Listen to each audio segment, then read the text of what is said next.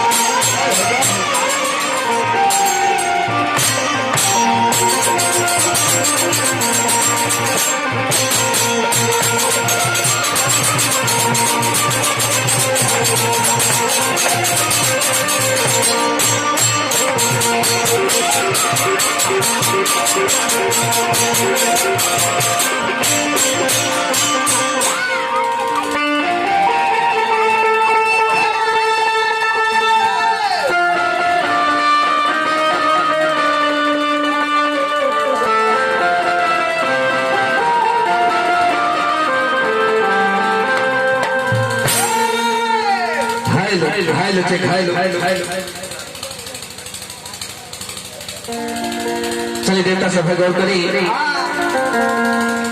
आज बड़ी खुशी के बाद अब बड़ी दुखों के बाद खुशी के बाद हमने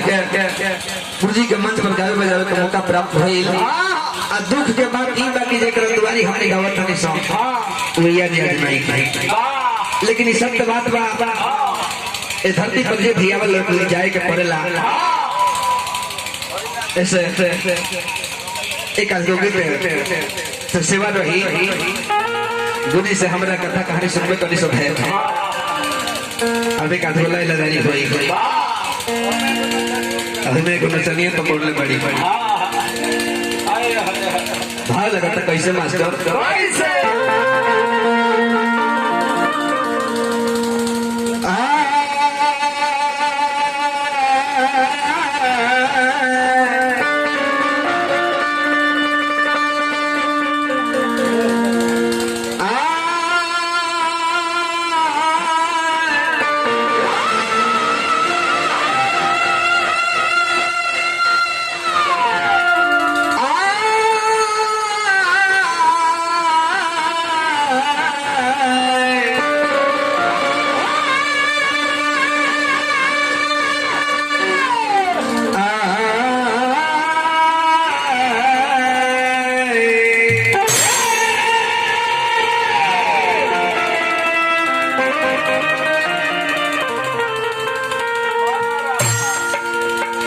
औरत है अपना पति के इंतजार करत तारी कहा तरीके बोलमुआ जब से रौरा गइल बनी कौन पता देत नहीं थे न फोन करता नहीं आज जब से वो शादी को के गइल बनी रौरा बिना हमार मन नहीं खेला गल और रतिया कहती है कैसे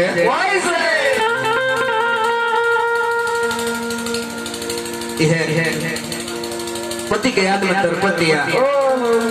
कहतिया का कि काहे के लगवल ने हबिरह में जरता दे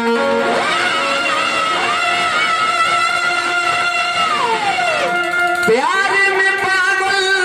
बनलो रे राजा जी अरे मन टूटे सौसे बदन टूटे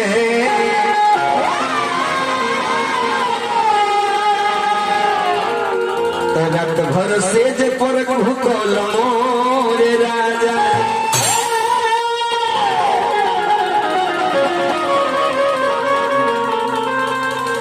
और तिया कहते कि राजा जी जब से रौरा घर में हम आई बनी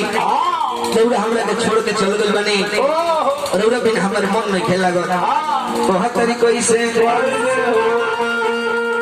कि के करायलो में छोड़लो कि के करायलो में छोड़लो अरे सुंदर अपना हीरा के मरहम जरूरी बा जवनिया के पीरा के और कहतरी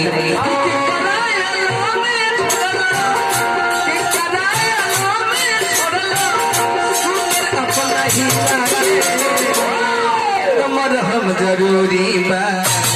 मरहम जरूरी बा जवनिया के पीरा के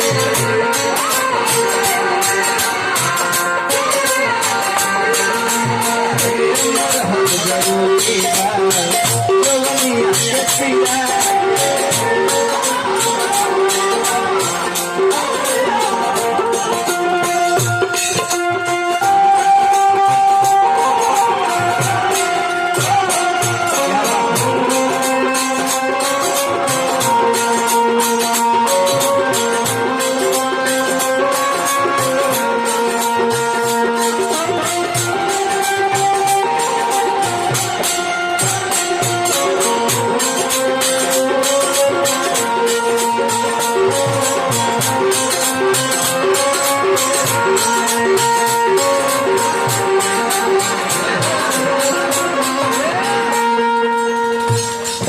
और कहते कि राजा जी का कही रौरा सुनील के बार बार जो ही आस गइलो अरे भेजलो न पाती छुके देखो राजा धरे तो बात छाती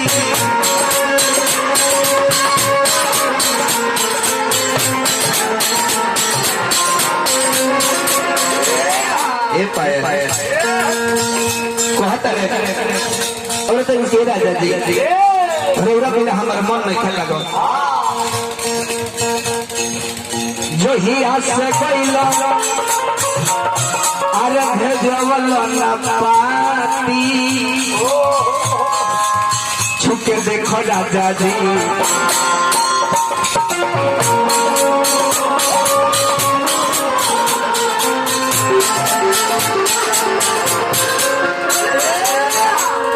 और उसे कहते कि राजा जी कि राजा जी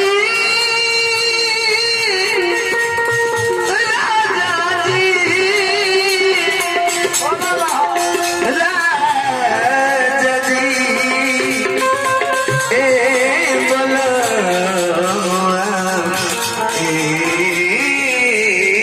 राजा जी जो ही आगे कोई पाती देखो राजा जी पता छाती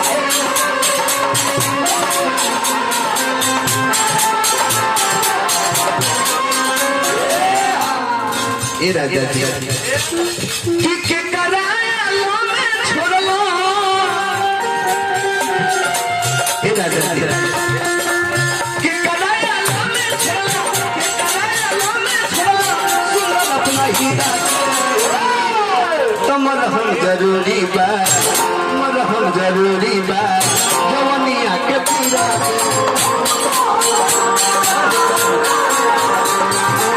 जरूरी बा जवनिया के पीरा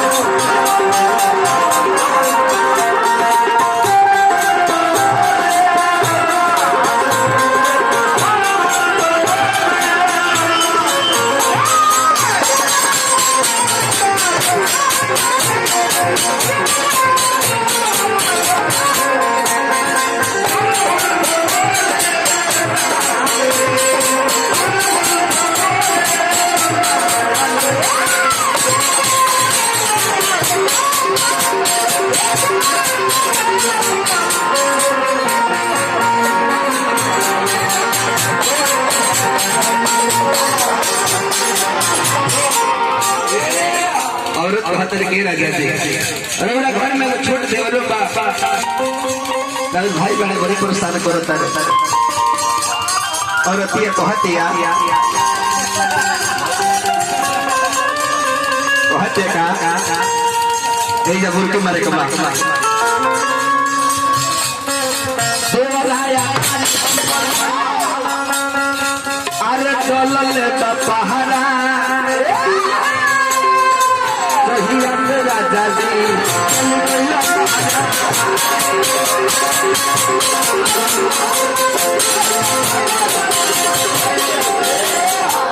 आई हमरा भैया के बड़े रुपए का पुरस्कार बेचता है के जयकार बार देवराया नारी हम पर अरे डोलल पहाड़ा जहिया से राजा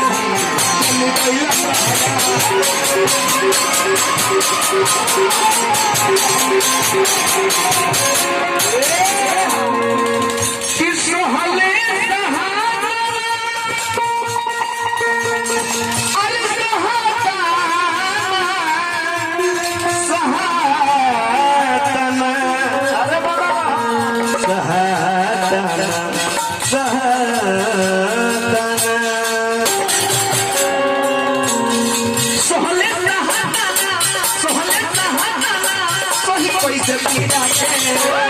चले कर तमर हम जरूरी बा तमर हम जरूरी बा जवनिया के पीरा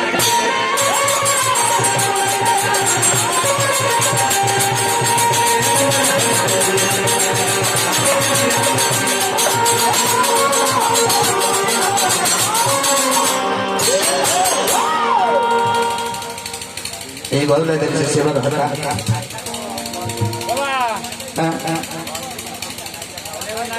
इधर तो नायका